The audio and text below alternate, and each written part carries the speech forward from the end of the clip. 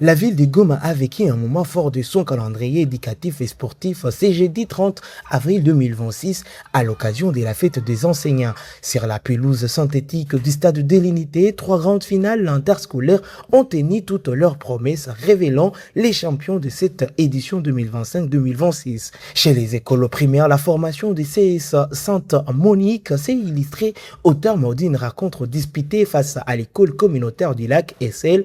Après un match serré, les jeunes élèves ont arraché la victoire lors de la séance de tir au but de 1 but à 0, décrochant ainsi le titre tant convoité. Dans la catégorie féminine, la finale a été à sens unique. Les joueuses de l'Institut Ouezo ont dominé sans partage leur adversaire de l'Institut Ouzima, s'imposant sur un score impressionnant de 12 buts à 0, confirmant leur suprématie dans cette édition.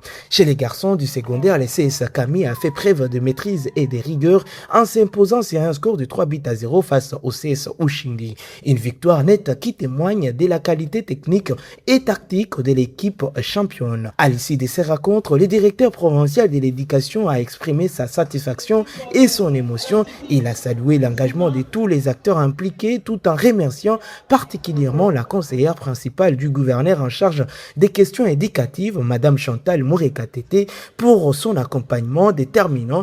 Il a également félicité l'esprit sportif et les comportements exemplaires des élèves tout au long de la compétition.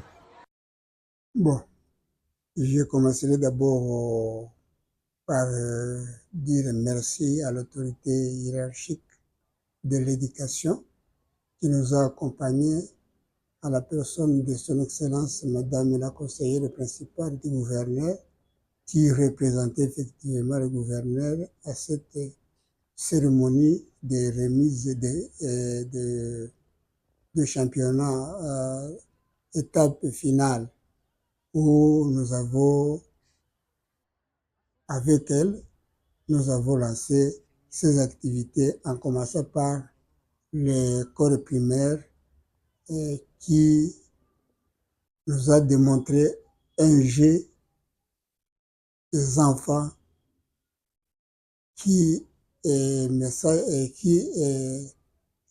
un jeu très intéressant pour les petits et qui a introduit les autres équipes qui vont venir après, entre autres l'équipe féminine et puis l'équipe de garçons qui se sont bien comportés aussi sur le terrain. Oui, le message que je puis dire et donner à ces enfants-là, c'est que ils se sont bien comportés dès le début et jusqu'à la fin, du début à la fin. Et ce qui est très intéressant, c'est qu'il n'y a pas eu de violence sur le terrain. C'est ce que nous remercions.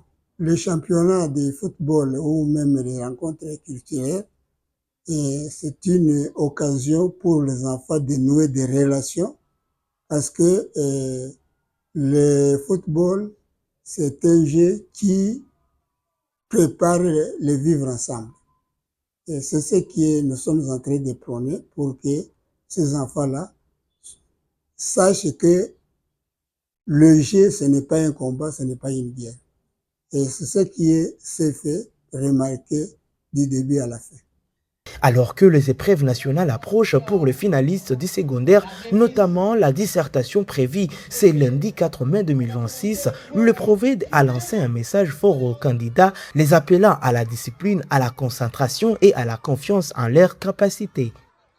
Je vais me rencontrer avec l'inspecteur pour préparer la réunion du comité provincial et pour voir comment les choses vont se dérouler le lundi prochain.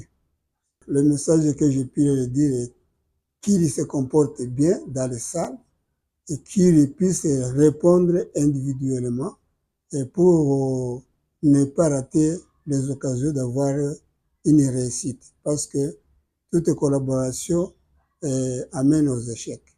Cette journée aura non seulement célébré les sports scolaires, mais aussi rappelé l'importance de l'éducation et de l'encadrement de la jeunesse dans la construction de l'avenir.